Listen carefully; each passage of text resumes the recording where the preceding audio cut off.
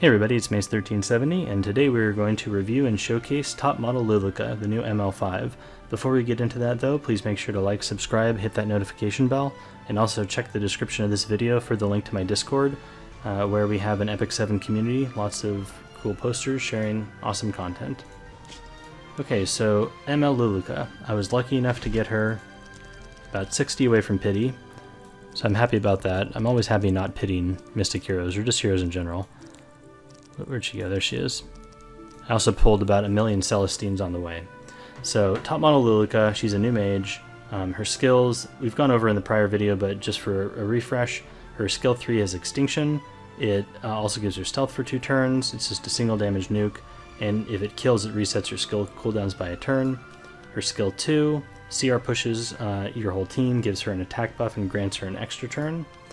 Her skill 1 is just a single target damage ability, and then it has a chance to strike again, and you can soul burn that for 100%.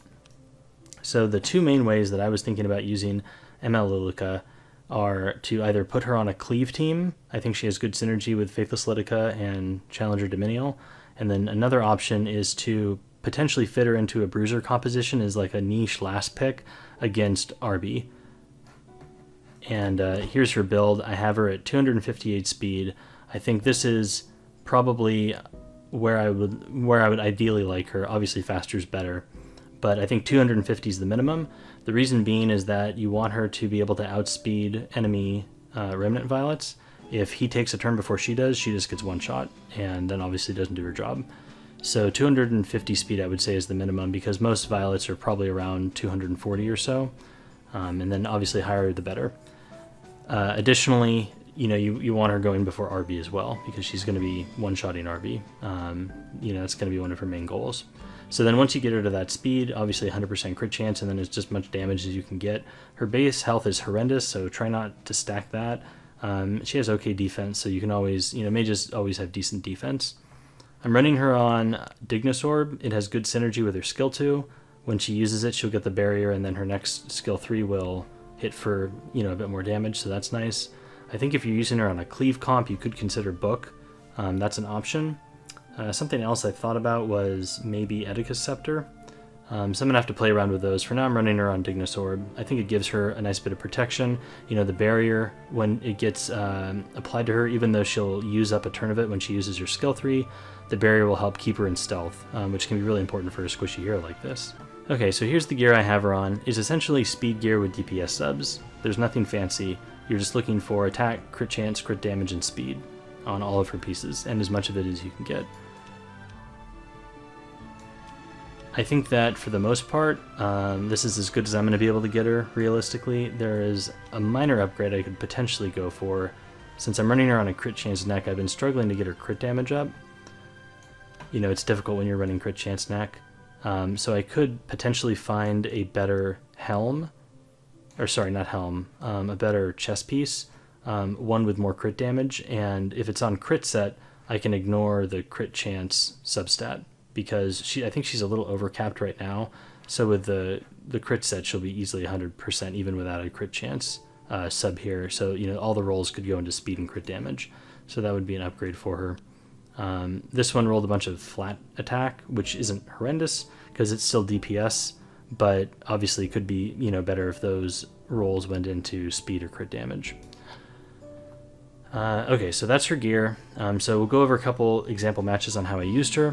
One will be an actual RTA match. I was able to get her into as a high challenger, just below legend. I was able to fit her into a Bruiser team, and then I also did some practice matches with one of my guild members, Decario, where I attempted to use the Cleave team. It's not my specialty, but I gave it my best shot, so please enjoy. Okay, so here's a practice match of me attempting to Cleave. You couldn't see it, but I air quoted attempting there. So Decario first picks Arbiter Vildred to give me an opportunity to use top model Luluca, which is not an entirely unrealistic first pick, because you still see that in even higher level RTA matches.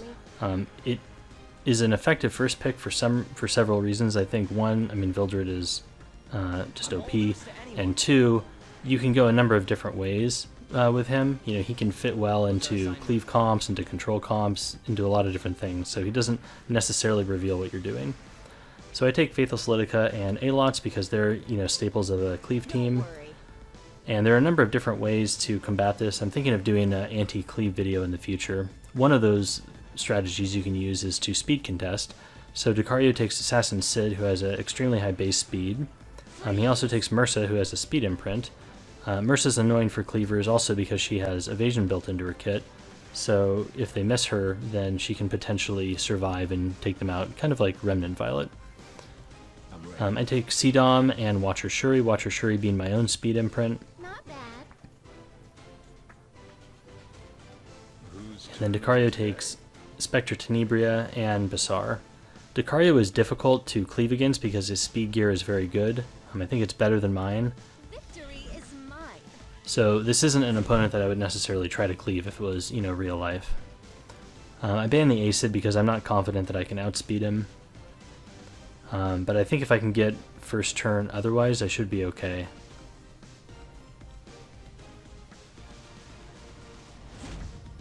He bans Flitica, so that leaves me with Alots, which should be enough to get the job done.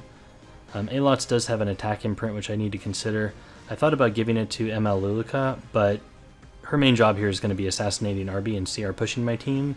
RB's squishy, I don't think I'll need the damage to kill him, so I give it to the other two on my team.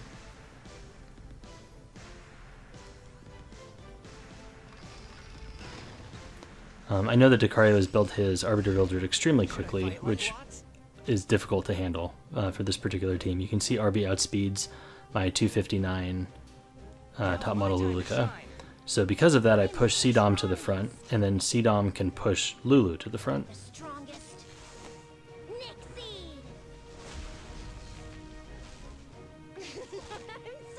And then I want to take out Basar because he's next here on the list in terms of turn order. Also, Basar can't be allowed to take a turn this match. If he gets his skill 3 off, I just lose. And so now I'm able to use Luluca to CR push my Watcher Shuri to the front, and also to assassinate Arbiter Wildred.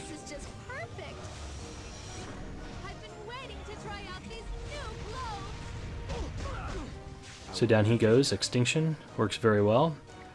Now I can attack Mursa here. Let's end this and see who falls. And I get the hit and she dies, so I win. Decario did point out that if I missed Mursa, I probably would have lost, which is very possible, and we redid this and I did lose. So it's not, a fail-safe strategy, but Cleave can be a little risky.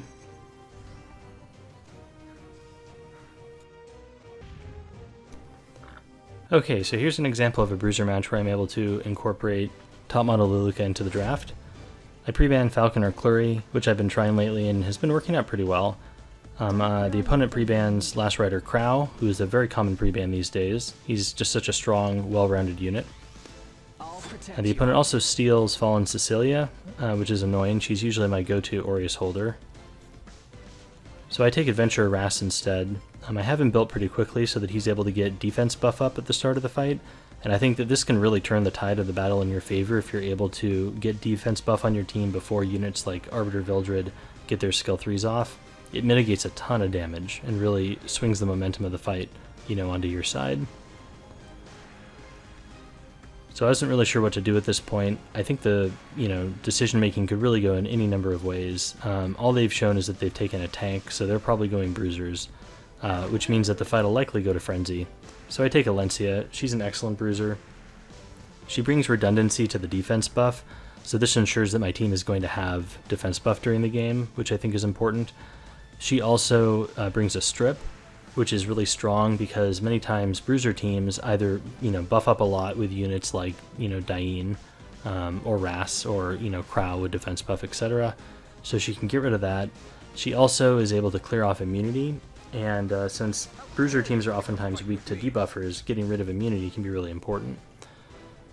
And I was actually thinking of taking a Tywin, but the opponent read my mind and took him first, along with Blue Crow. I've kind of speed-tuned my Alencia to go before a Tywin so that she's able to strip off immunity so he can get his, stun and slow going. So I was kind of hoping to segue into that combo, but now I have to rethink things because the opponent has stolen him from me. And it looks like they've just taken nothing but knights at this point, so they're extremely tanky. So I think one option is to take Remnant Violet because he has defense penetration. He also has evasion, so he's difficult to take down right away. But he's a hard-hitting unit with defense pen, so it might let me execute one of their units early, especially if Alencia is able to get a defense break on something and then Rylot comes in and just pops it. And the fact that they've taken very little damage means that I might have time to get around to that game plan. I also take Ruel, because if I'm going to take a unit like Rylot, I'm going to want to have a backup in case he gets hit and dies. So Ruel will give me sustain. It'll give me the opportunity to keep, trying to get that kill.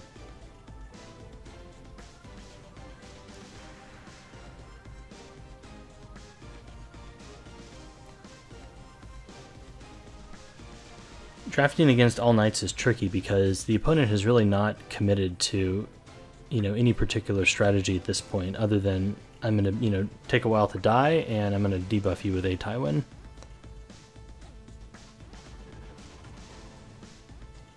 I think another reasonable pick here would have been to go with an immunity buffer, to counter the A-Tywin. I think that would have been good. At this point, I'm kind of planning on banning the A-Tywin, because my main immunity buffer is ML Crow, and he got pre-banned. So I'm hoping that the opponent doesn't, last pick something that I'm forced to, to deal with. Or forced to ban is what I mean. So then I would have to let the Tywin through. So he takes Arbiter, Veldred, and Charles. Charles is an interesting pick. I kind of assume in this scenario that he's speed-tuned to be faster than Arby to give Arby attack buff. But most people run Arby on basket, so I wasn't really sure.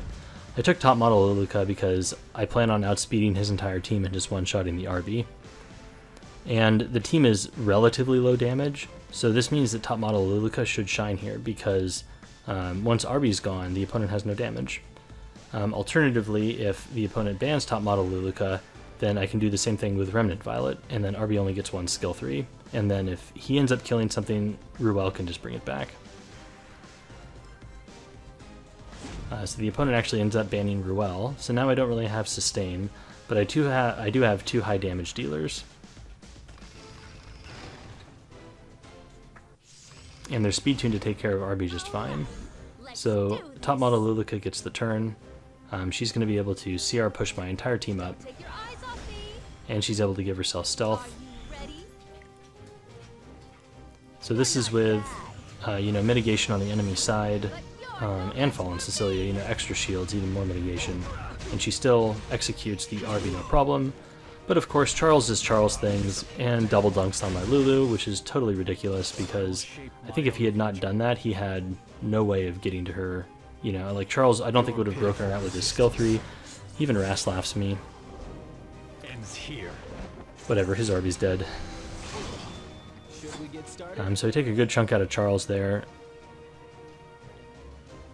And I'm debating, do I want to put up defense buff? And I think I do because I want to save Alencia's skill 3 to get rid of Krau's buff, but the opponent concedes. Okay, so that's how I use top model Luluca. I'm still trying to figure out, her best spot. I feel like she's going to work well in Cleave teams. Another thought I had was maybe speeding her up even faster to like 280 or something like that, and using her as more of a dedicated CR pusher, that also offers some damage. I think that could be an interesting build that could fit into Cleave compositions. Would certainly be unexpected. I don't know if the opponent would see that coming. The question is, could you do that and still keep the damage necessary to kill an RB? It's possible, I think. She does have damage scaling on her S3, so it's possible. But overall, I think the awkward things I found were that if you put her on a Bruiser team, she is so squishy that even with stealth, she can just get killed pretty easily. So she kind of feels like a weaker S10 when you take her onto a Bruiser team. Now I don't build S10 this fast, so in some ways she's going to have a use, in terms of outspeeding an RB and just taking him out of the fight. So it's not the worst, but I feel like there's a better way to utilize her. I would be very curious on how you guys are planning on building her and using her if you're able to pull her. So please make sure to comment below with that, if you're able to get her. Otherwise, that's it for now. Later.